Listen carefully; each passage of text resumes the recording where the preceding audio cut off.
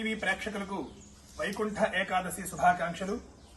నాగావళి నదీ తీరంలో వెలసి ఉన్న శ్రీ అసిరితల్లి సమేత లలితా చంద్రమౌళీశ్వర స్వామి వారి యొక్క దేవాలయంలో ప్రతి సంవత్సరం ఈ ముక్కోటి ఏకాదశికి గ్రామంలో ఉండే మహిళలందరితో కూడా ముర్రాటలతో ఊరేగింపు కార్యక్రమం నిర్వహిస్తూ ఉన్నాం. గత 8 సంవత్సరాలుగా ఈ కార్యక్రమాన్ని దిగ్విజయంగా నిర్వర్తిస్తూ వస్తున్నాం. అలాగే ఈ నెలగంట పెట్టిన తర్వాత యమధర్మరాజు యొక్క దంష్టలు అంటే కోరలు అంటారు, అవి బయటకు వస్తాయి. దానివల్ల అపమృత్యు దోషం కలుగుతుంది చాలా మందికి. అయితే ప్రత్యేకించి ఈ శీతాకాలంలో ఈ ముర్రాటలతో గ్రామదేవతకి అభిషేకం చేయడం వల్ల ఆ యముడి యొక్క బాధ నుంచి మనం తొలగించిన వాళ్ళు అవుతాం. కాబట్టి ఈ ముర్రాటలు విశేషంగా అమ్మవారికి అభిషేకం చేస్తూ ఉన్నాం. అలాగే ప్రతి సంవత్సరం కూడా ఉదయం ముర్రాటలతో అభిషేకం, అలాగే సాయంత్రం 5-5:30 ప్రాంతంలో అమ్మవారికి విశేషంగా నారాయణీ స్వరూపం కాబట్టి, అంటే విష్ణుమూర్తే సాక్షాత్ లలితా మహాత్రిపుర సుందరి అమ్మవారు కాబట్టి ఆ అమ్మవారికి ప్రీతిగా 1,00,000 తులసి పత్రితో పూజా కార్యక్రమం కూడా నిర్వహిస్తూ వస్తున్నాం. అలాగే పూజ అంతా పూర్తయిపోయిన తర్వాత గ్రామంలో ఉండే మహిళలకి ప్రత్యేకించి మా యొక్క ధర్మకర్త సాగి శ్రీనివాసరాజు గారి నేతృత్వంలో జాకెట్ ముక్కల పంపిణీ, అలాగే ప్రసాద వితరణ, ఫలదానం కూడా ఇవ్వడం జరుగుతూ ఉంది.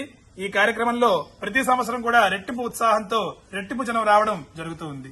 పేటలో వెలసి ఉన్న అసిరితల్లి సమేత లలితా చంద్రమౌళీశ్వర స్వామి దేవాలయం. ఈ ఆలయం కట్టి కనీసం సుమారు 8 సంవత్సరాలు అయింది. ప్రతి సంవత్సరం ఈ వైకుంఠ ఏకాదశి సందర్భంగా ఒక పండగలా జరుపుకుంటాం. ఇక్కడ ఊరు మహిళలందరూ నాగవల్లి నది తీరంలో ఉన్న నీళ్లు తీసుకొని వచ్చి ఒక ఉత్సవం లాగా ఊరేగింపు చేసుకొని అమ్మవారి దగ్గరికి వచ్చి అమ్మవారికి అసిరితల్లి అమ్మవారికి లలితాదేవికి అభిషేకం చేస్తాం.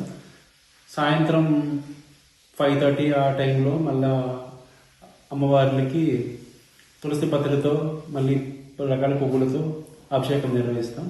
అయిన తర్వాత వచ్చిన మహిళలందరికీ జాకెట్ ముక్క తాంబూలము అది ఇచ్చి ప్రసాద వితరణ చేసి కార్యక్రమం ముగిస్తాం. చరిత్ర సృష్టించినోడు ఇప్పుడు ఆ చరిత్రని తిరగరాయబోతున్నాడు. అబద్ధాల గోడల్ని బద్దలు కొట్టి నిజాలను రాగా మీ ముందుంచబోతున్నాడు.